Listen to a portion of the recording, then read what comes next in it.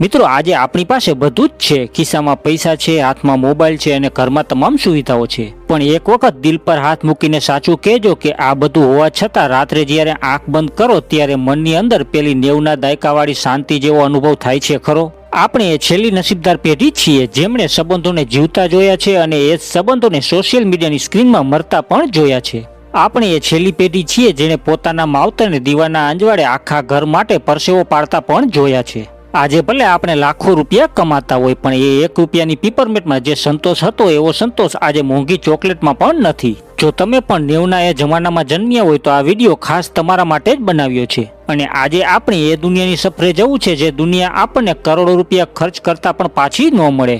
મિત્રો આજે તો ટીવી ચાલુ કરો એટલે હજારો ચેનલ જોવા મળે છે, પણ 90ના દાયકામાં રવિવાર સવારે 9:30 વાગે એટલે બજારમાં લોકડાઉન થઈ જતું. બધા છોકરા ટીવી સામે ગોઠવાઈ જતા. જો ટીવીમાં ઝરમરિયા આવે તો છોકરાઓ એન્ટીના ફેરવવા માટે દોડતા અને ધાબા પરથી નીચે બૂમ પાડતા અને નીચેથી જવાબ આવતો કે ના હજી નથી આવ્યું, થોડું હજી ફેરવ.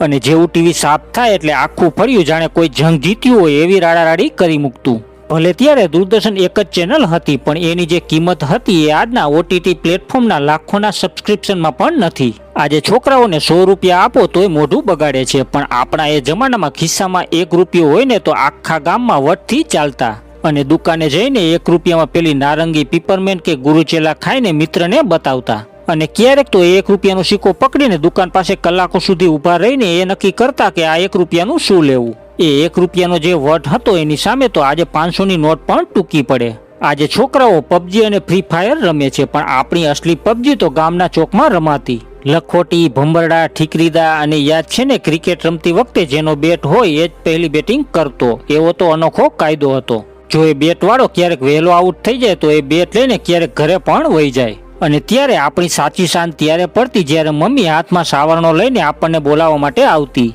એ ધૂળવાળા હાથ અને છોલાયેલા ઢીંચણ એ જ આપણું સાચું બાળપણ હતું. અને યાદ છે ને મિત્રો, જ્યારે નવું ધોરણ ચાલુ થાય અને જૂના ધોરણમાંથી નવા ધોરણમાં જઈએ ત્યારે પપ્પા બજારમાંથી નવા ચોપડા લાવતા. એ નવા નકોર ચોપડામાંથી જે સુગંધ આવતી એ સુગંધ સામે તો દુનિયાનું મોંઘું પરફ્યુમ પણ પાણી ભરે. અને રવિવારે આખું ઘર એ નવા ચોપડાને ખાખી કલરના પૂઠા ચડાવવા માટે બેસી જતું અને એ પૂઠા પર પેલી વ્હાઇટ કલરની નામની ચીઠી ચોંટાડવાની અને લાલ સ્કેચ પેનથી નામ લખવાનું. યાદ છે ને મિત્રો? આજે તો ઘરમાં 24 કલાક એસી અને પંખા ચાલે છે, પણ 90ના દાયકામાં ઉનાળાની બપોર યાદ છે ને, જેમાં બહાર લૂ વાતી હોય અને ઘરના વડીલો ફળિયામાં ઝાડના છાંયે ખાટલા નાખીને સૂતા હોય અને બરાબર 2 વાગે બહાર બજારમાંથી ટંકોરીનો ટીનટીન અવાજ સંભળાય. બહાર જઈને જોઈએ ત્યાં તો સાયકલની પાછળ લાકડાની પેટી લઈને પેલો ગુલ્ફી વાળો આવ્યો હોય. 50 પૈસા કે 1 રૂપિયાની દૂધ મલાઈ વાળી કાં તો સાદી ગુલ્ફી લેવા માટે આખા ફળિયાના છોકરા દોડતા. એ ઓગળતી ગુલ્ફી છેલ્લે સુધી ચાટી ચાટીને ખાવામાં જે સંતોષ હતો એ આજના બ્રાન્ડેડ આઈસ્ક્રીમમાં પણ નથી. આજે તો છોકરાઓ ચોમાસામાં વોટરપ્રૂફ બેગ અને મોંઘા રેનકોટ પહેરીને સ્કૂલે જાય છે,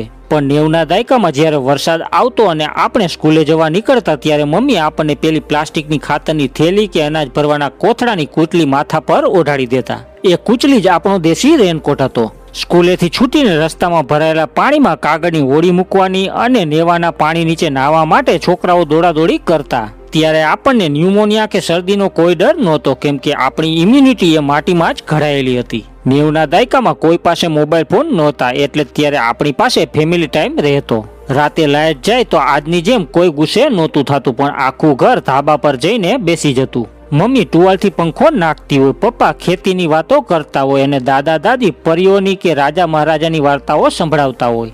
આકાશમાં તારા ગણતા ગણતા ક્યારે ઊંઘ આવી જતી એ ખબર જ ન પડતી, કેમ કે ત્યારે કોઈ ડિપ્રેશન નહોતું, કોઈ માનસિક તણાવ નહોતા, કારણ કે ત્યારે આપણી પાસે સંબંધોની અસલી હૂંફ હતી. અને યાદ છે ને મિત્રો, ત્યારે આપણને તાવ આવતો એટલે મમ્મી આપણને ગામના પેલા નાની કોટડી વાળા ડોક્ટર સાહેબ પાસે લઈ જતા. ત્યાં કોઈ મોટા મશીન નહોતા, બસ ડોક્ટર સાહેબ કાનમાં પેલું સ્ટેથોસ્કોપ ભરાવીને છાતી પર મૂકે અને જીભ બહાર કઢાવે અને પછી અલગ અલગ ડબલામાંથી લાલ, લીલી કે પીળા કલરની ગોળી આપતા અને કહેતા કે સવાર સાંજ જમીને પી લેજે, સાજો થઈ જઈશ. એ કડવી દવા પીધા પછી મોઢું મીઠું કરવા માટે મમ્મી જે પેલો સફેદ કલરનો ટીકડો આપતી એમાં જ આપણો અડધો તાવ ઉતરી જતો. ત્યારે ડોક્ટર સાહેબ દવા ભલે ઓછી આપતા, પણ એ પ્રેમથી જે પીઠ પાછળ હાથ થાબડીને કહેતા કે જલ્દી સાજો થઈ જઈશ, એ અસલી હૂંફ જ આપણી સાચી દવા હતી.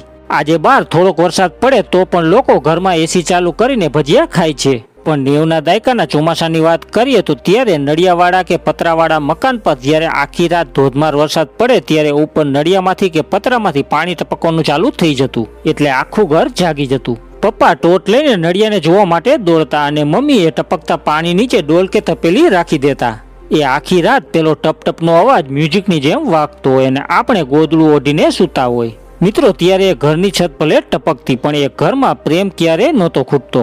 મિત્રો આજે તો ઠંડી લાગે એટલે લોકો રૂમ હીટર ચાલુ કરીને ઘરમાં ઘૂસી જાય છે, પણ 90ના દાયકાની અસલી શિયાળાની સવાર અને સાંજની યાદ કરીએ તો ત્યારે શેરીના નાકે 4-5 લોકો ભેગા થઈને સૂકા લાકડા, છાણા કે બાવળના મૂળિયા ભેગા કરીને તાપણું કરતા.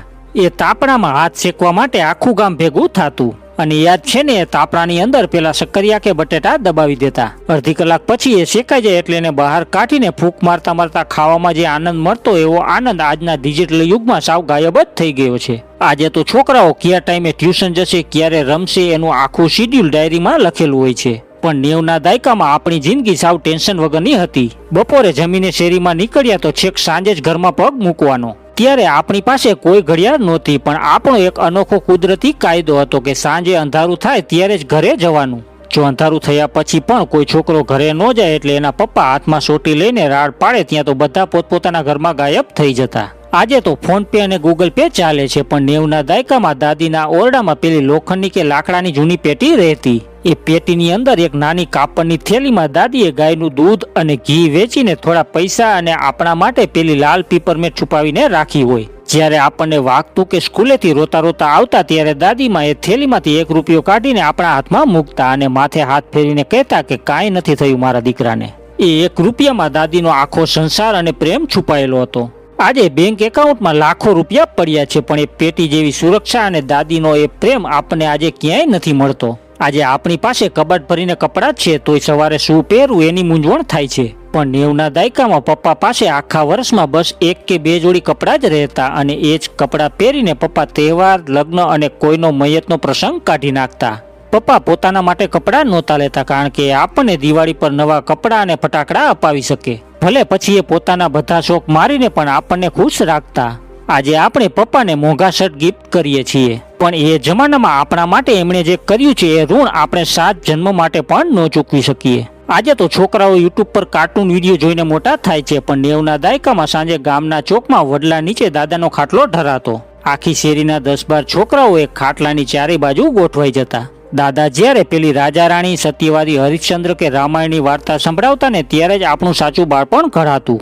એ વાર્તાઓમાં એક પ્રેમ હતો, મર્યાદા હતી અને માણસાઈ હતી. આજે મોબાઈલમાં હજારો વિડીયો આવે છે, પણ એ દાદાના અવાજમાં જે સંસ્કાર વહેતા એ સંસ્કાર આજે ક્યાંય નથી મળતા. મિત્રો, આપણે એ જમાનામાંથી તો આગળ નીકળી આવ્યા, પણ આપણું સાચું બાળપણ, આપણી સાચી શાંતિ અને આપણા અસલી સંબંધો એ શેરીની ધૂળમાં ક્યાંક પાછળ છૂટી ગયા. આપણે થોડીક સુવિધાઓ ખરીદવા માટે આપણું આખું સોનેરી જીવતર ગીરો મૂકી દીધું. આજની આ હાઈટેક દુનિયામાં આપણી પાસે બધું જ છે, પણ દિલ પર હાથ મૂકીને વિચારજો, એ 90ના દાયકાનો 1 રૂપિયો, માનો એ સાડીનો પાલવ, દાદીનો એ વડલા નીચેનો ખાટલો અને શેરીના એ લંગોટિયા મિત્રો, આ બધું પાછું મેળવવા માટે જો આખી દુનિયાની મિલકત આપવી પડે ને તો પણ એ સોદો સસ્તો છે. જો આજનો આ વિડીયો જોતા જોતા તમારી પણ આંખનો ખૂણો ભીનો થયો હોય, જો તમને પણ તમારા એ નિર્દોષ બાળપણની યાદ આવી ગઈ હોય, તો આજે એ જૂના ભાઈબંધને એક ફોન કરી લેજો જેને તમે વર્ષોથી નથી સાંભળ્યો, અને કોમેન્ટમાં લખજો, હા ભાઈ, હું પણ 90ના એ સોનેરી દાયકાનો નસીબદાર ખેલાડી છું.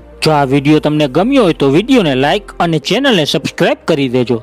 તો ફરી મળીએ આવા જ કોઈ જોરદાર વિડીયોમાં. ત્યાં સુધી તમને બધાને મારા રામ રામ, સીતારામ.